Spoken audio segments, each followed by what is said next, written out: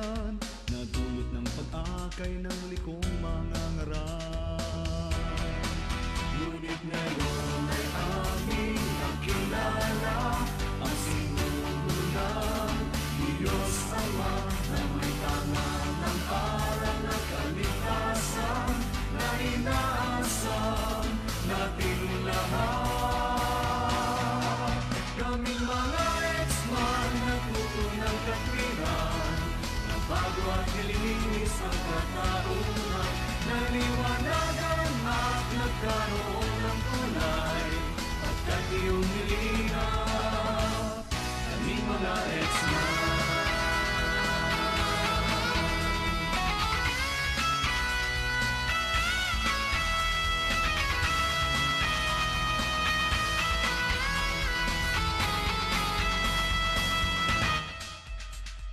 Kaya't nagagalak ang aming mga puso, pagkat hinilang mo at pinisan sa iyo. Sa tunay na iglesia ay nagsama-sama upang maglingkod ng tapat sa iyo, aming Ama. Pagkat ngayon ay aming nakilala ang sinugo ng Diyos Ama na may tangan ng aral ng kaligtasan na inaasam natin lahat. Kaming mga ex-man na tutunang katwiran, na bago at nilinis ang katauhan, naliwanagan at nagkaroon ng kulay, pagkat iyong nilingap, kaming mga ex-man. The X-Man!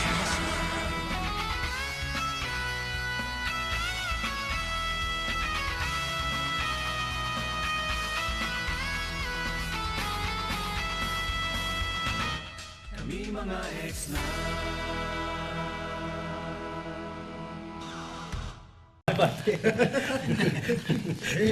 Talaga naman dapat samahan tayo rito kasi ang ginagawa natin dito, binabasa natin lahat sa mga referensya, sa Biblia, wala tayong sarili nating haka-haka. Tama. Kaya doon sa lahat po ng mga taga-subaybay ng programang The X-Man, samahan niyo po kaming muli sa aming pong muling paglalahad at pagtalakay ng mga dahilan kung bakit po kami umalis sa dati naming iglesia at kami po napunta dito sa ang dating daan. Nilayasan po namin yung dati naming kinikilalang sugo. Samahan niyo po kami.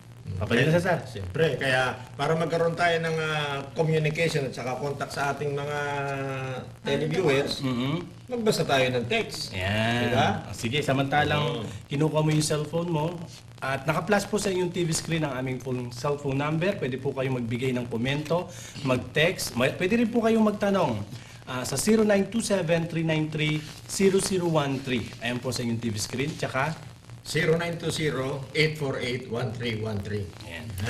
Ito, basta tayo na isa. Meron din akong samahan, pero sabi nila, wag daw ako makinig kay Brad Eli dahil sinungaling daw. Pero believe ako kay Brad Eli kasi ang galing niya talaga. San Isidro, Cabuyao, Laguna. Ayan, kapatid na... Na Cesar, yung po nag-text na yun sa atin, hindi po naman, alam mo po yung kung sinasabi niyong kagalingan ni kapatid Nelly, yung po ay galing sa aming sa ating Panginoon Diyos. At si kapatid Nelly po kasi, siya po kasi ay walang ibang pinagbabatayan kundi ang Biblia.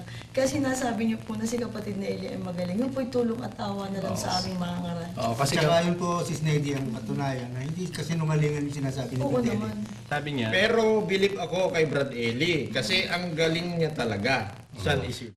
Tama yung assessment niya, yung analysis niya na talagang si kapatid na pagdating sa pangangaral ng katuwiran ng Diyos ay talagang tamang-tama po. Ayan. Kaya nga, Brad Arnel, humanga siya eh. oo, kaya nga ako rin, siyempre, ako naman, sino naman makakapanood kay Brother Eli, talagang hahanga ka, biruin natin, si Brother Eli, hindi naman po siya nakapag-aral, hindi naman, wala namang mataas na pinag-aralan si Brother Eli, siya naman nagsasabi niyan, pero magtatanong ang abogado, nagtatanong ang mga matatalinong mga tao, at nasasagot naman. Pero mga kasama, meron akong kilala eh. Mga ngaral, kapatid na Cesar. Ano yun? Nagpapakilala siyang sugo, pero nag-aral siya sa iba't ibang school. Ganon? Oo nga, natutuwa nga ako dahil nung nakaraang bautismo, mayroong nabautismuhan. meron daw nagsabi sa kanyang pastor, ang sabi raw, huwag kayo kadyang manood kay Soriano at iyan ay sa demonyo kung ano-ano pinagsasabi kay Brother Eli. Parang yung kapatid, na-curious siya. Sino ba tong Sorianong ito na pinagbabawalan akong panoorin?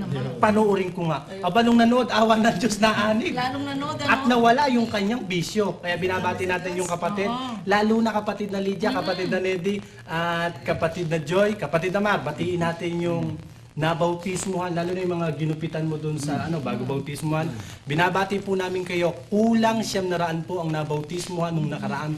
Mas baptism. Dito lang po yan sa Apalit, Pampanga. Kasi sabi nga natin, si Brad Eli, sinasabihan nila ng sinungaling, ang naging bunga, nung makapakinig, nabautismuhan. Ayan. Ngayon, tingnan naman natin ngayon, yung nagkiklaim na sugo, na doon sa pinanggalingan natin, Opo.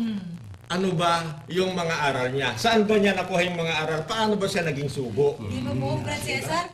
Awit kayo na pinapractice tayo kanina. Maganda po, awitin na natin. Kanta muna tayo. Tayo. O sige, kanta muna tayo. Sige, sa atin yun. Alit na tayo? Awit muna tayo. Sige.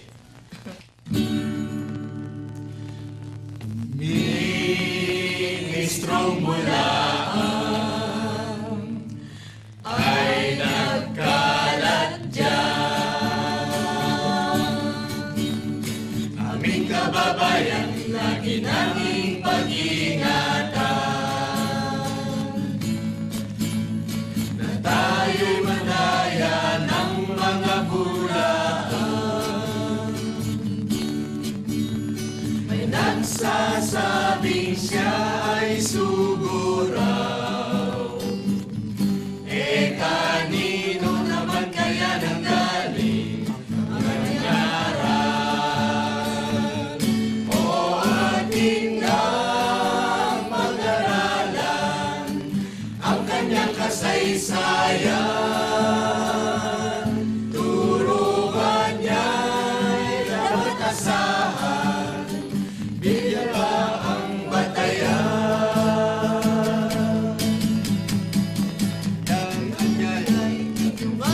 Subaybayan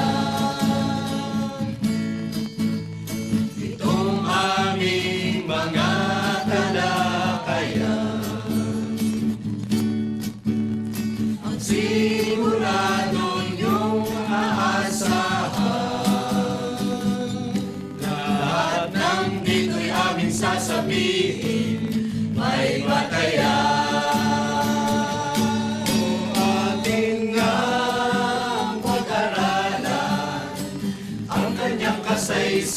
Kasaysayan, turo ba niya'y dapat asahan, Biblia ba ang batayan?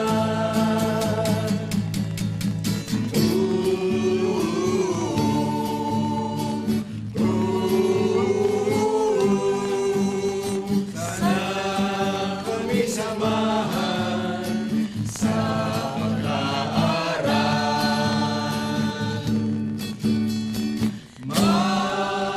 magbukas ng puso